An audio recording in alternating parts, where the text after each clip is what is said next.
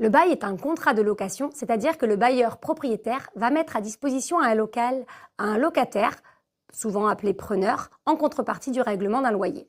Il faut bien distinguer les baux à usage d'habitation et ceux qui ont vocation à permettre l'installation d'une activité professionnelle.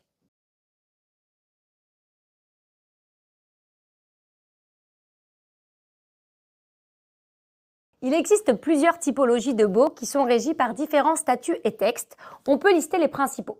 Le bail commercial, qui est soumis à un statut réglementaire prévu par le Code de commerce, c'est le seul bail qui permet au preneur d'être propriétaire de la propriété commerciale. Le bail précaire, c'est un bail commercial à laisser.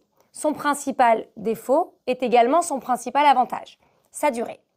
Le bail saisonnier, comme son nom l'indique, c'est un bail qui est conclu pour le temps d'une saison. Mais attention, sauf stipulation particulière, le locataire n'a aucune priorité pour se réinstaller l'année suivante.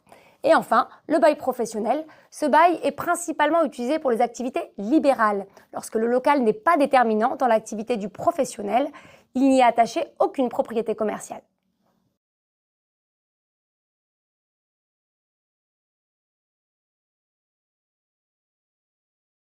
Qu'il s'agisse d'un bail commercial ou non, le contrat de bail est source de beaucoup d'obligations à la charge du preneur. Surtout s'il s'agit d'un bail commercial, car l'application dans le temps peut durer plusieurs décennies, il est essentiel d'être parfaitement éclairé au moment de la conclusion du contrat.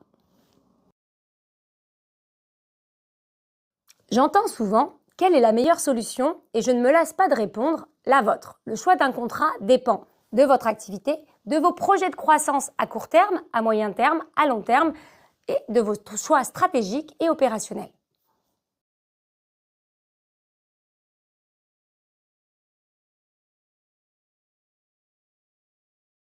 Certaines dispositions du statut des baux commerciaux sont impératives, c'est-à-dire que l'on ne peut pas y déroger. Par exemple, certaines charges ne peuvent pas être récupérées auprès du preneur.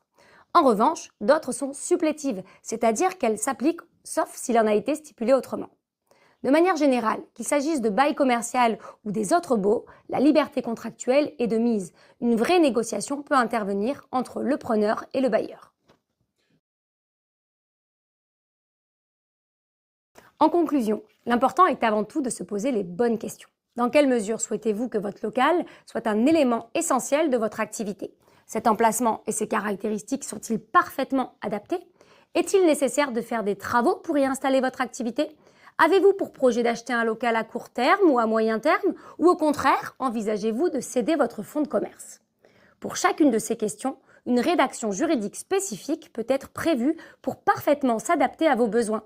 Il suffit de négocier les clauses les plus stratégiques pour vous et accepter celles qui auront a priori le moins d'impact sur votre activité.